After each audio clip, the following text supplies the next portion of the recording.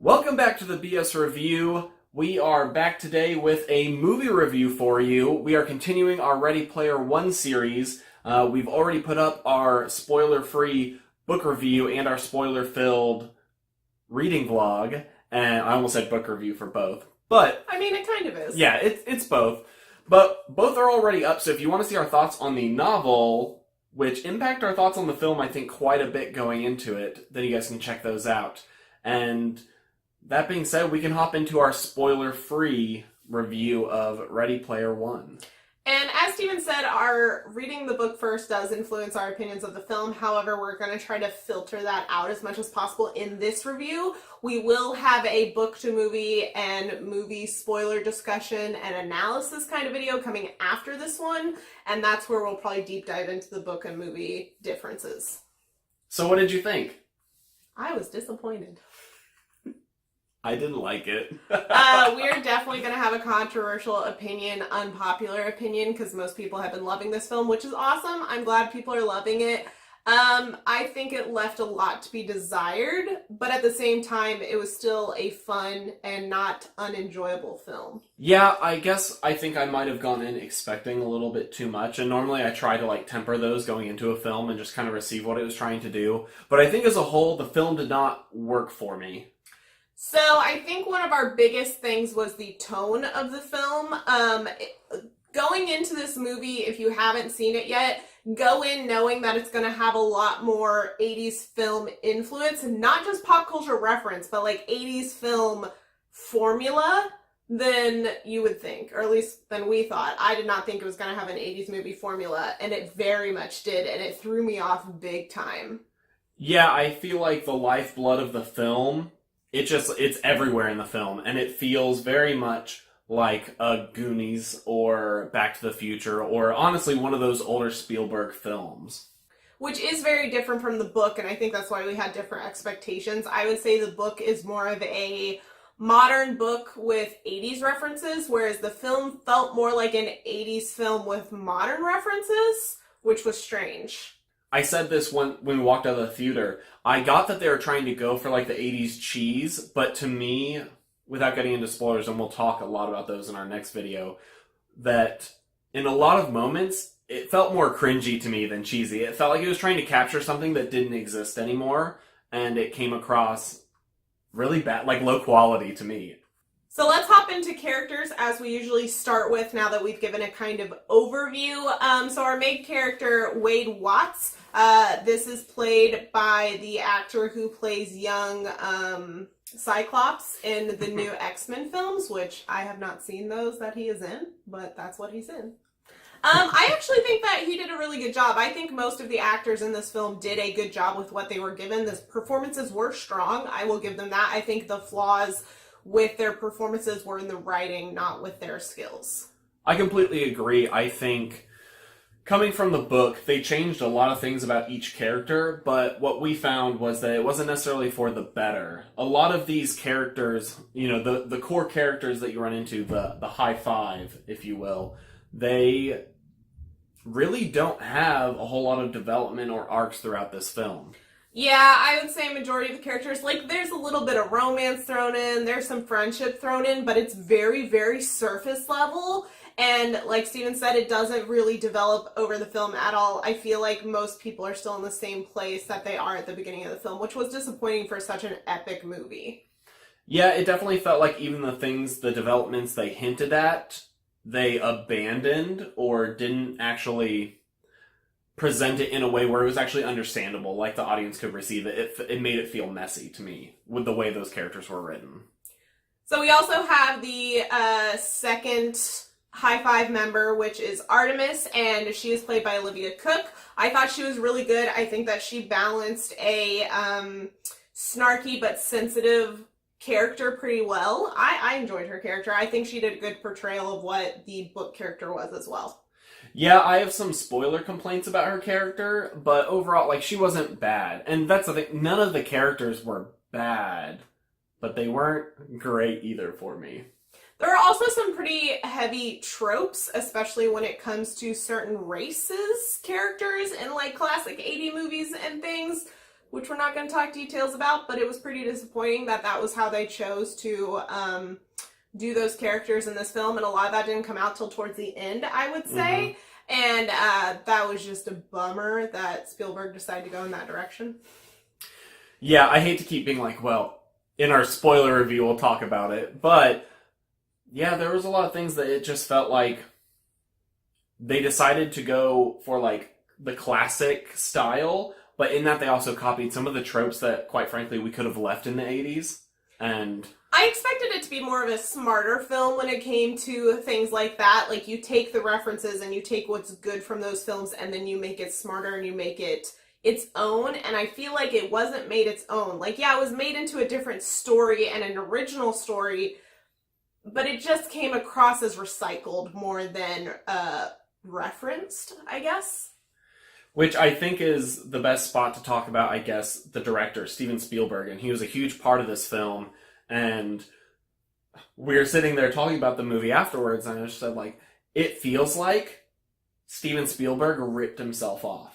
Which I was reading earlier today that he actually said in an interview before the movie came out that he was going to avoid referencing his own films. Obviously, Back to the Future, he couldn't do that. I mean, you'll see in the trailer that the main character drives a DeLorean, so that's something he couldn't avoid. But yeah. It's very Spielberg-y. It's very 80s Spielberg-y, which is not necessarily a bad thing, but it wasn't a good thing. Well, it goes back to what we said before. In the ripping off, like in the copying all of the things and the style and the tropes and the filming style and the sound and the acting and the plot, all that rolls into one, but it's not as good as like if you want a movie like that has all those Spielberg style elements in it. He already has films like that exist that, quite frankly, I thought were a lot better and do it better. For those of you that don't know yet, and you've just been listening to this review about this movie that you don't even know what it's about, essentially there's a big contest to win a bunch of money and control of this huge virtual reality landscape, and we follow Wade Watts, which is a young guy who ends up solving the first clue in this race, and it kind of puts him at the top of the map, and everything following his race for control of the Oasis is what they call it. So you have a lot of video game related challenges in this movie, and I was pretty disappointed by most of them. The book is very smart about those challenges and varies them between video games, movies, and TV shows, which was like a good rounding of the pop culture of the 80s, and the movie focused almost solely on video games. There was a little bit of movie in there as well, but it was mainly video games. And something that I was disappointed about is some of the like tricks to win like the games and stuff that people didn't figure out for 5 years of global people competing in this competition are horseshit. People would have figured that out on day freaking one. Like, whoever wrote that part is not familiar with video games, and it confuses me because the author of the book is a screenwriter. I think it lends itself back to the overall style and tone of the movie. In that classic 80 movie style, they don't want you to think about those things, and they don't want you to like really analyze what happened. It just happens to be our hero that does it. But yeah, the plot, it was interesting enough. They definitely made some major changes from the book, which again we'll talk about in our next video, but some of those changes that they made towards the end was very interesting. They chose to have some characters do what other characters were originally doing, and honestly, I think it took away from some characters, like the essence of their character and what makes them their character. That's really the best way I can explain it without saying details, but like, it just feels like it detracted from the original storyline. I definitely felt like the way the plot was laid out, I actually didn't necessarily have a huge problem with it, and it was interesting, and I felt like, I keep going back to this, that the style and the tone of the movie influence the pacing, and the way the characters are acting influences the plot, and it makes it like almost undercut itself. So moments that are supposed to have really big stakes feel a little goofy and a little silly, and moments that are supposed to be romantic end up being a little cringy, and and it continues throughout the film, at least for me. So all those moments, it felt like it was so clear what they were trying to manufacture you to feel. It felt very manufactured to me, not as fluid as I would want it to be, not as natural as I wanted that plot to carry out for what is a very natural plot in both the novel and should have been in the film. And I think it could have been in the film. And along with that, I guess we were both going into this expecting more of a sweeping sci-fi or this grand sci-fi, and it was very much dumbed down from that.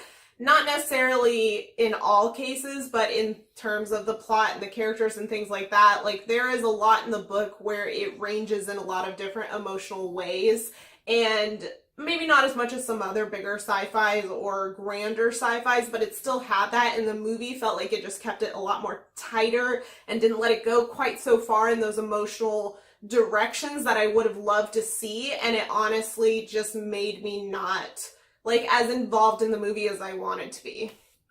And my final major problem with this film is the score. Which is another unpopular one, because a lot of people love it. A lot of people really like the score, but I honestly thought it was so unimmersive because it didn't match the style of what was happening. Like, and when you hit certain scenes, it's supposed to be hopeful, and the little flute comes in, like, it just felt so goofy, and it pulled me out of it for what could have been a really easily cool soundtrack. It was almost like it was almost like they're trying to rub that score in your face of like, look, it's just like the old movies. And for that, it pulled me out of the movie. Every time certain parts of that score came on, I was immediately like, oh, I'm in here watching a movie. I think the individual pieces of the score are not the problem. It's how they melded together and the way that they were introduced to scenes. At least for me, I am by no means a music expert or a movie score expert, but just as a general moviegoer, it just felt like those pieces were kind of thrown in. And while it was really fun to hear some of those like classic themes and stuff from like Back to the Future and Jurassic Park or whatever else, they just felt misplaced a lot of time, or just like, hey, where can we fit this in? Or even some of the bigger like 80s songs that they put in during like bigger moments just like started randomly instead of like flowing into the scene. It just felt very jarring, and like Steven said, took you out of the moment. So as to not completely drown you in negativity, sorry, but we do have some positives, and one of those is definitely the visuals, the visual effects, the special effects. All of that was pretty excellent. I was very worried about this movie being majority in a virtual reality realm, that it was going to look goofy or just too, not necessarily video game-like, because video games nowadays are beautiful and look great, but like, I was just worried that it would look very disconnected from like the real world and it would feel kind of cartoonish. And it was not. I think that it melded together very well. I was never like pulled out of the moment when we switched to virtual reality. Like, it flowed pretty seamlessly. I really thought it was done excellently.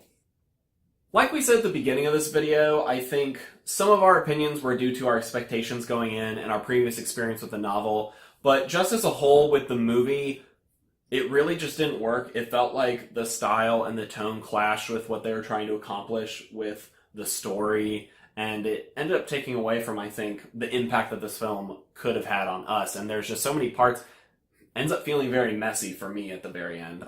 So that wraps up our thoughts on this film. I know a lot of you are going to disagree with us, which is totally fine. Be respectful about it is the only thing we ask, but please let us know your thoughts in the comments. And if you haven't seen this movie yet, does our opinion change your mind about seeing it? Are you still really excited for it? Let us know. And if you like this video, please give us a thumbs up. It lets us know that you want to see more videos like this with spoiler-free movie reviews. And we do have a lot of different content on this channel, and including big series like this one. So if you want to check out any of those kind of videos, we will have them right over there for you. And we will see you guys in our next video.